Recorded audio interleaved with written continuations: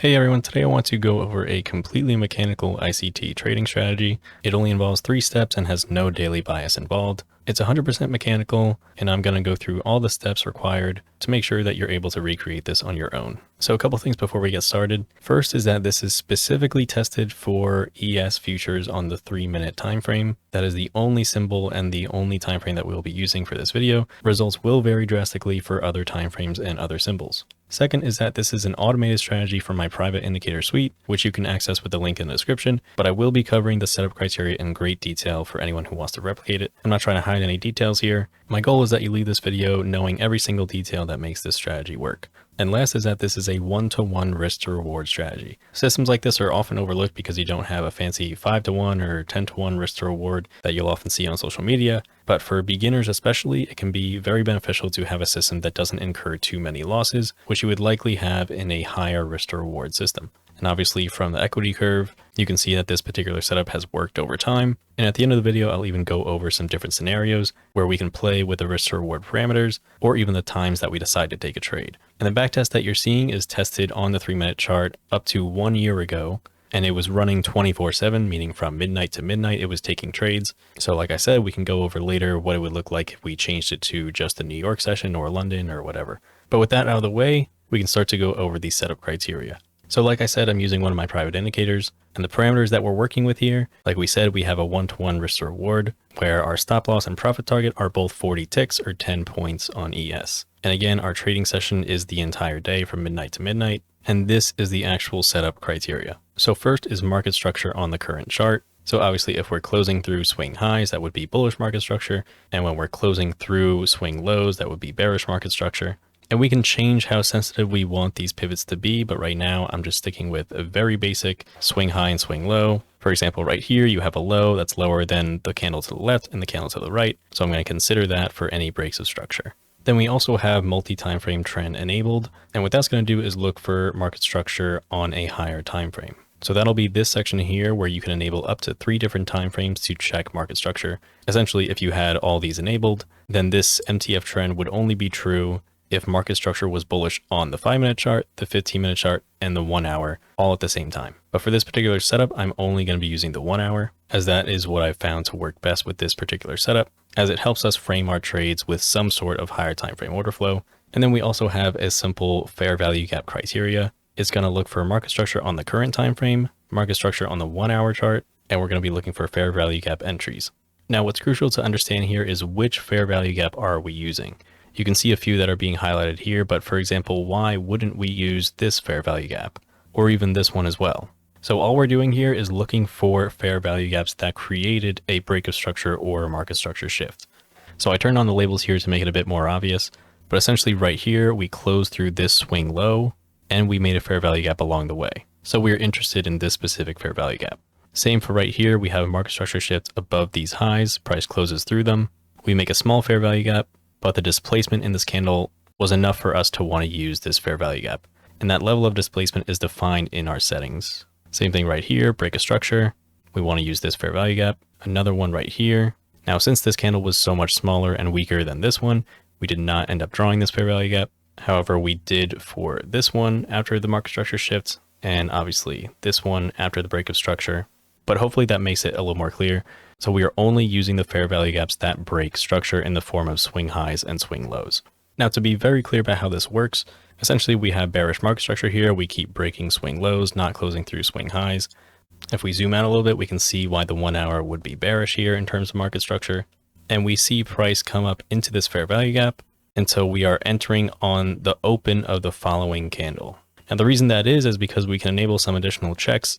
For example, if this wick had extended up and past this fair value gap, we could instead be even more specific by only looking for instances where price wicks into a fair value gap and does not exceed it. But in order to check for that, you have to wait for this candle to close, because at some point in its formation, it could eventually pierce either end of the FVG. So long story short, once price comes into the fair value gap and the other criteria are both met, it will enter on the following candles open.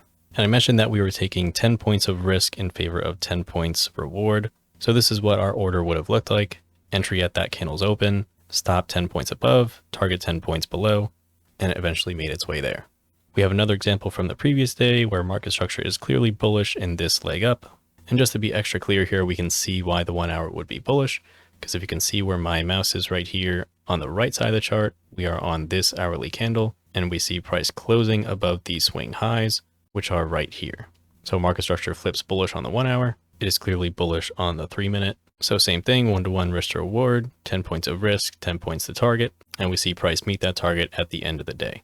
Some more examples here where we could see, again, nice uptrend. We could see why the 1 hour would be bullish in terms of market structure. And on the 3 minute chart, we keep breaking and closing through swing highs. So we have bullish market structure at this moment. Price comes into a fair value gap. And so we long on the following candle. Then even with news, managed to get this 10-point target before price eventually came back down. Then later that same day, price starts making a downtrend. 1 hour flips bearish. 3 minute also flips bearish after breaking these swing lows. Price comes into a fair value gap. Enter on the next candle's open. And you can see that this trade would have worked for 10 points. Now, one that didn't work would be right here, where you again still have bearish market structure on the 1 hour chart. You break these swing lows, so market structure on the 3 minute becomes bearish. And the reason that this one got short is because if you look at the bottom of this fair value gap, price never closed all the way through it. And so it's still being considered behind the scenes for potential shorts. So price wigged into that area just barely while breaking market structure at the same time, which led to it meeting all of our criteria. And so it took a short at the following open, but eventually got stopped out. So another example here, we have price falling off pretty aggressively. The 1 hour is obviously bearish in market structure. It's bearish on the 3 minute as well as we keep closing through these swing lows. We have a really small fair value gap created right here. Price trades into it. So we take the short at the next open. So this one closes for a loss. But then a little while later, we get another short opportunity. And the beauty of using a higher time frame in your setup is obviously that you can eliminate tunnel vision from these low time frames, because it'd be really easy to say, obviously price is bullish in market structure here. So from a mechanical perspective, wait for a fair value gap and enter long. But since we are using 1 hour market structure, we can see that it is still bearish. It is not closed above any swing highs. And so at this moment in time, it is still bearish. Then on the 3 minute chart, we start closing through swing lows. So that's obviously bearish as well. Then we have price coming into this fair value gap. It did not yet close through that swing high to create a bullish MSS. And so this was a valid short opportunity. 1-to-1 risk to reward, closed in profit for 10 points. Now, these are a couple of pre-market examples as well. So again, we start closing through swing lows, market structure bearish on the 1 hour, start doing the same thing on a 3 minute time frame. Price comes into a fair value gap, short the next open. And even with that same risk to reward, we still find ourselves in a winning trade. Then a little while later, nothing much has changed on the 1 hour. We keep breaking swing lows on the 3 minute chart. So again, we have another short opportunity, 10-point stop, 10-point target, and we eventually meet the target. So hopefully you get the idea. This is the equity curve from the back test, where it dates back about 1 year. So don't listen to this date right here, because if we go to the list of trades and scroll all the way down to the first trade, we can see that it was taken on August 16th, 2022. We are recording this on August 15th, 2023. So the best part about automating this is that we can see how it would have performed completely objectively. We had our criteria, we know when they're met, we know when to enter and when to exit. So therefore we can see how it would have performed over time.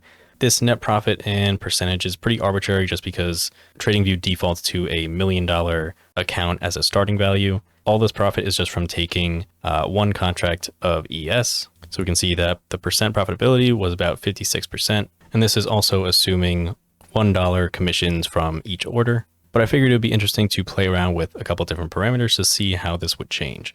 So for example, obviously these are the results from testing from midnight to midnight. But what if we only wanted to run this during the New York session? In that case, we could change it to 9:30 to 4 o'clock. We hit OK and then generate report. And we can see that the New York session was pretty decent for the most part. However, it's been consolidating for the last 60 or so trades. So we can see how the midnight to midnight time range would benefit us in this specific situation. So I'm going to change it back to the original times. And I'll also do, let's say, a 5-point stop loss and a 10-point profit target. So this would be 2-to-1 risk to reward. And you can see that that is much more unreliable than what we had in a 1-to-1 system. Recently, it's been doing pretty well, but historically, this isn't something I would be very reliant on. And we discussed in the beginning of the video how a 1-to-1 R strategy can be pretty beneficial psychologically for beginners because you're not losing as much. You can see how as we increase the risk to reward from 1-to-1 to 2-to-1, we drop from 56% profitable to 36%. So a pretty huge drop off instead of, winning one, losing one. Now for every 3 trades, you're roughly winning 1 and losing 2. And if you go through a period of, steep drawdown where you're losing several trades in a row, is that going to affect your psychology and, make you want to change strategies without any justification? But what if we kept the risk to reward and just changed the points? So we could do maybe 30 ticks of risk and 60 ticks of reward. And in that case, it actually did a decent amount to help. You still have this period of consolidation in the beginning, but for the most part, this is approaching a more reliable system, in my opinion. So maybe that tells us that, 20 ticks for a stop is too tight for this strategy or this particular time frame. Obviously, there's endless combinations to make of this. If we just do one more combination, we can do a 10-point stop loss and a 20-point profit target and see what that gives us. And you can see, again, some decent improvements, but overall nothing as steady as the one-to-one that we saw. As we have a few periods of, consolidation and steep drawdown, we could also see how different time frames would affect these results. So again, we were trading on the 3-minute chart while using the market structure from the 1-hour chart. If we change this to something like the 15-minute, we can see what that looks like. And we can see it performs significantly worse. Not horrible in the last maybe 8 months or so, but obviously this huge drawdown here is not something you want to see in a strategy like this. We could put this to something like the daily chart, and we can see that this one is even worse.